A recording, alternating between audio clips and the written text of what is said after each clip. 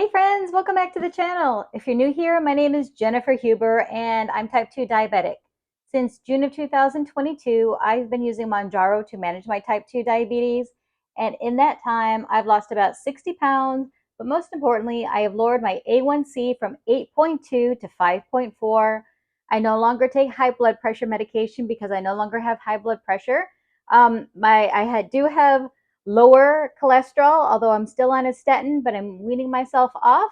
And I have reversed my non-alcoholic fatty liver disease. So Mounjaro really has been a game changer in my life. So to help me lose this weight, I have looked for ways to change how I eat, what I eat, how much I move, exercising more, just making sure what I'm putting into my body is better and healthier for me than what I was putting into my body. So it's fall and I have a hankering for pumpkin pie flavored ice cream. And I have a Rise ice cream maker. It's been in the freezer for 2 days, so it's going to be nice and cold. That's the base. This is a personal size. And so I'm going to make some pumpkin pie ice cream. I'm going to share my recipe with you. I think I made up this recipe because I didn't consult any other recipes before making this, so I don't know if it already exists, but let me tell you what's in it. All right, it's going to have half a cup of pumpkin puree. Now make sure this is pumpkin puree and not pumpkin pie because you want to make sure it doesn't have the spices. Some cold coconut milk. Now this has been in the refrigerator for 2 days. You want to make sure that it's cold because you want your liquid to be as cold as possible as to when it goes into the mixer. But yeah, pumpkin pie spice. I'm using McCormick. You can use whatever brand you like. You can also probably make up your own spice. Actually, I know you can if you don't have pumpkin pie spice on hand, but if you have cinnamon and nutmeg and probably some ginger, that would all make a lovely spice and seasoning. I actually thought about making chai pumpkin. So maybe I will do chai pumpkin ice cream in another time because I do love my chai tea mix or my chai mix that I put into my tea and other beverages.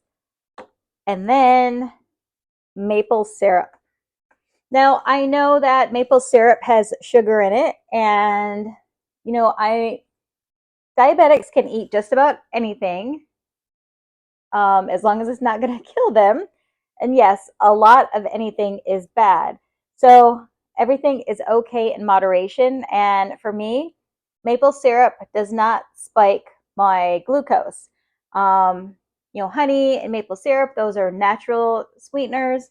And I just like the maple syrup because it has a lower glycemic index than cane sugar. So this is why I'm going to be using maple syrup. I'm going to put a tablespoon of maple syrup into my mixture. So let's get mixing.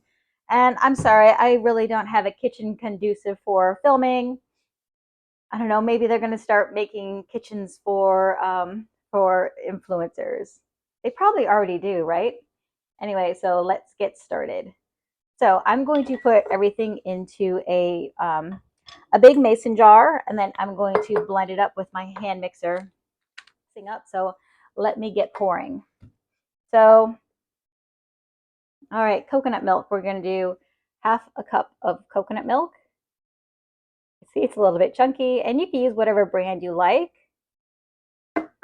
Now, as I was taught in home ec and my cooking class in junior high and high school, make sure to measure this flat so it is a true half cup. And the reason why I am using half cup pumpkin and half cup of the coconut milk is because my Rise ice cream maker, personal Rise ice cream maker, takes no more than 1 cup of liquid. So I really don't want to waste it. So now I'm going to take my canned pumpkin and then put that into my liquid measuring cup because not a solid, kind of a liquid.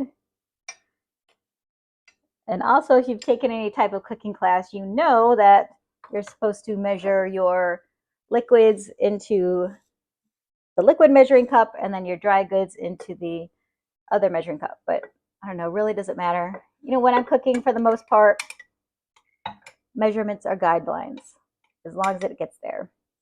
Okay, so got this in there. I'm going to put in, you know what I forgot?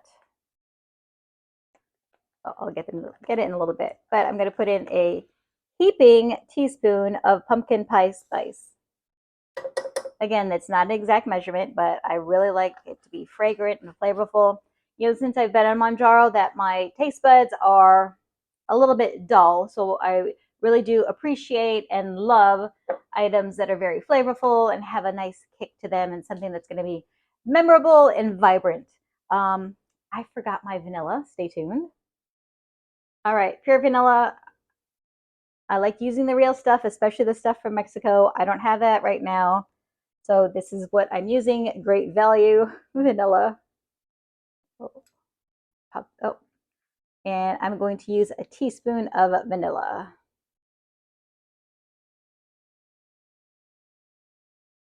And there's hardly a teaspoon in here. You know what? Okay, so that's half a teaspoon, but I have some, I'll see what else I have, but I'm going to put in half a teaspoon of vanilla. And we're just going to make this fun. I'm going to use some almond extract. So half a teaspoon of almond extract.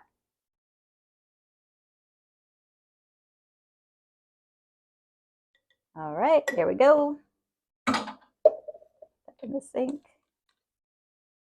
Now I'm going to use a tablespoon of maple syrup. And this is actually, I haven't opened this jar yet, this bottle.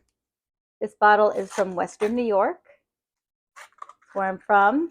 Love the maple syrup there. Something I did a few years ago, I went up to the Massachusetts, somewhere in New England, and I went up for their maple sugaring days, and it was so much fun. I got to watch maple trees being tapped for maple sugar, and then got to watch and observe the maple syrup being boiled down and cooked down, and that was so much fun. I went on a sleigh ride with a horse, and I had this awesome dinner, and it was like this big stone inn. It almost looked like a castle. It had this big wood fireplace in there, and everyone just sat around family style at these big long tables. And I went by myself, but I met a lot of nice people at that time, and it was just a lot of fun. But I digress. So let's get to maple syrup. I'm going to do 1 tablespoon. Now, I'm not measuring my ingredients over my jar because, as you learn, you might have some spillage, and that might throw off your measurements if you pour in a little too much. That's especially bad like with salt. You're trying to watch your salt or something. We're not using salt here, but I'm just using that as an example of when you're putting ingredients together and it calls for salt or any other spice or whatever. Just don't put it over your main bowl. All right, so I think that's it. So now I am going to mix it up. So let me adjust the camera so you can watch the mixing process. Watch the magic happen.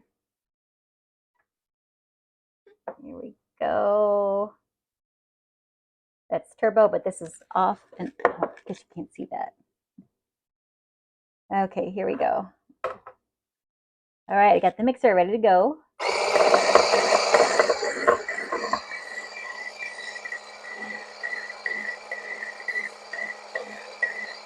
And I want to mix it till it's all blended, one color.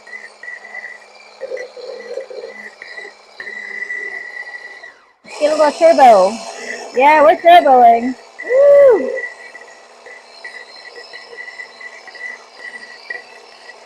Look at that pumpkin pie color.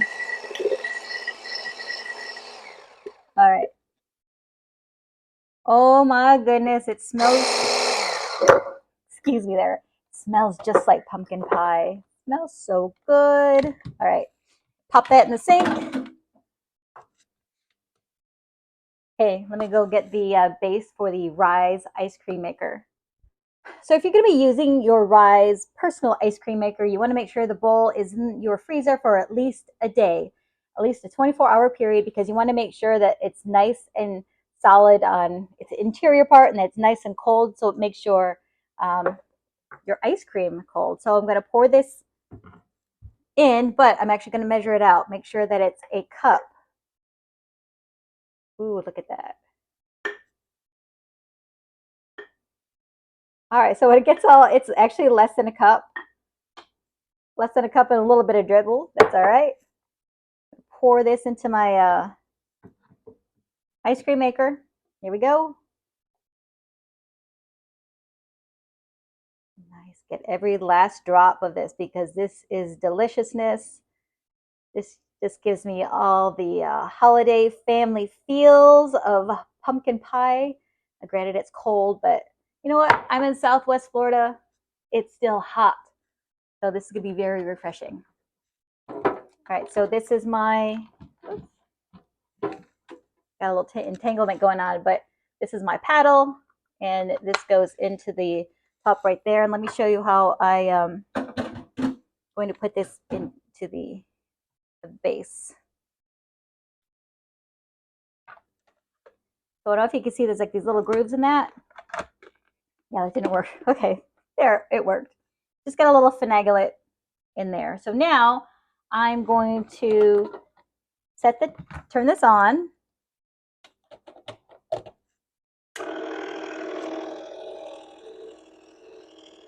And this is going to be working for at least 20 minutes. I'm going to set my timer for 20 minutes and see how it's doing. I will do checkups maybe halfway point and then show you what it looks like. All right, see you in a bit. Well, I lost track of time, but it's been spinning for actually almost 20 minutes now. I'm actually going to stir for another 10 minutes for a total of 30 minutes. And according to the Rise by Dash personal ice cream maker, that's the maximum amount of time that should be stirring. I'm sorry, that's my dog eating. But you can see it has a nice orange color, that pumpkin pie color. It's gonna be so good. All right, my friends, the time has come. Let's see what this tastes like. Well, I'm gonna know what it tastes like, but you're gonna see what it looks like. So it's been 30 minutes and ooh, this does feel warm. So just twist it off and comes right out. Oh, this smells so good. Oh, I can really smell the almond, which is a little unexpected for today. Oh, I should have unplugged it first. Okay, unplugged it. So this is what it looks like coming out. Excuse me. This is what it looks like. And so it's more like a custard or a soft ice cream, but give it a taste.